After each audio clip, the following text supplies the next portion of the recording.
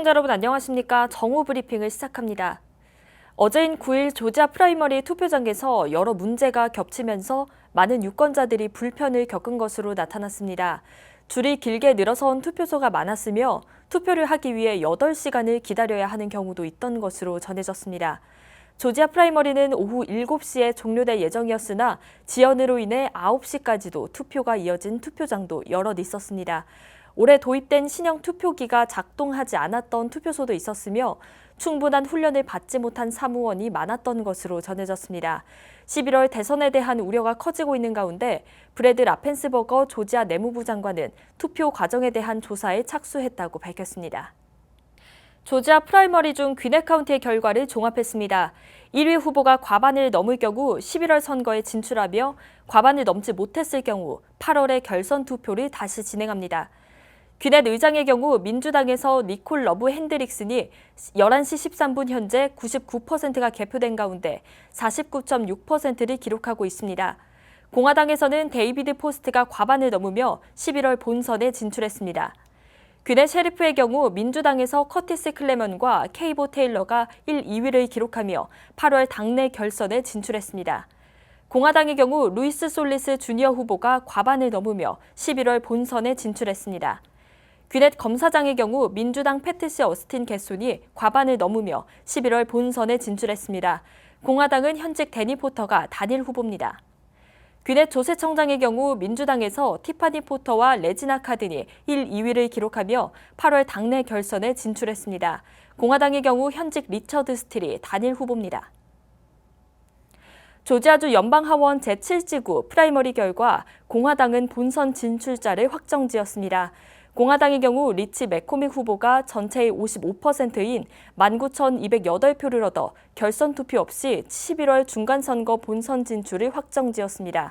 맥코믹 후보 측은 7명이 출마한 제7지구에서 50% 이상을 획득할 수 있도록 압도적 지지를 보여준 것이라는 입장입니다. 한편 유진철 후보는 전체의 6%인 2,185표를 획득하며 4위에 올랐습니다. 반면 민주당은 런오프, 즉 결선 투표를 통해 최종 진출자를 가리게 됐습니다. 캐롤린 보르도 후보는 23,137표를 얻으며 46%로 1위에 올랐습니다. 2위는 브렌다 로메로 후보로 7,281표를 얻으며 14%를 기록했습니다. 따라서 50% 이상 득표자가 없는 경우 1위와 2위 후보가 런오프를 거쳐 최종 후보를 확정짓게 됩니다. 한편 제7지구 민주당 프라이머리 투표소는 53,342표로 공화당 투표 숫자인 34,812표보다 16,000표가량 많았던 것으로 나타났습니다. 조지아주 프라이머리 관련 더 자세한 소식은 저녁 뉴스에서 전해드리겠습니다. 이어서 코로나19 관련 소식입니다. 지난 5월 25일 메모리얼데이 연휴 기간 동안 미국 내 수영장 등 주요 휴양지로 많은 인파가 몰렸습니다. 이러다 코로나19 확진 환자가 다시 급증하는 것 아니냐는 우려가 나왔었는데 우려가 현실이 됐습니다. 로이터 통신에 따르면 지난달 25일부터 6월 7일까지 약 13일간 코로나19 감염 사례가 증가한 주는 모두 21곳으로 알려졌습니다. 워싱턴 포스트는 최소 9개 주에서 코로나19로 인한 입원 사례가 증가하고 있다고 밝혔습니다. 주로 확진 환자 증가 사례는 텍사스, 노스캐롤라이나, 사우스캐롤라이나, 미시시피 등 남부 지역과 유타, 뉴멕시코, 애리조나 등 서부 지역으로 집중됐습니다. 푸에르토리코에서는 팬데믹 이후 7일 평균 확진 환자 증가폭이 가장 높은 수치를 기록하고 있습니다.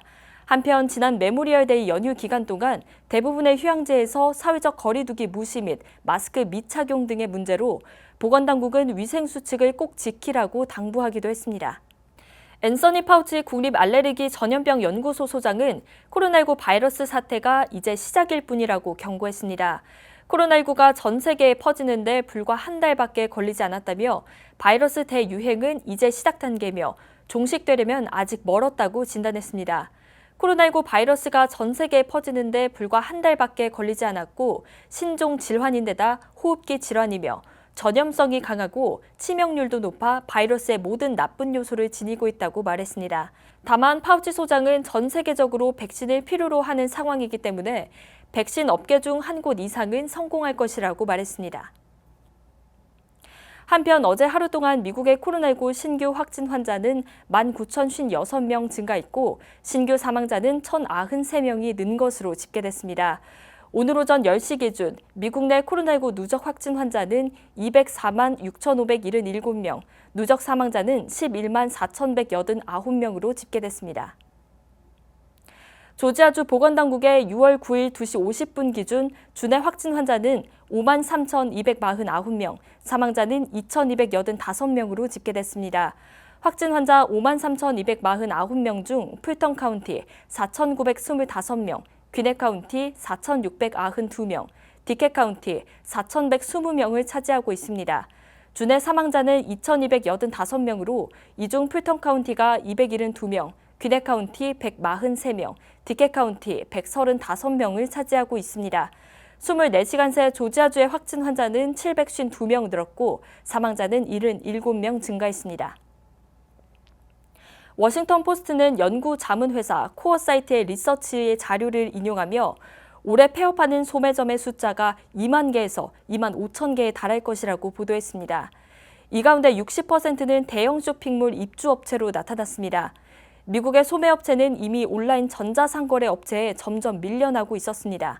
지난해에도 9,800개의 소매업체가 문을 닫았습니다. 지난 4월에 미국의 소매 판매가 16.4% 감소한 바 있습니다.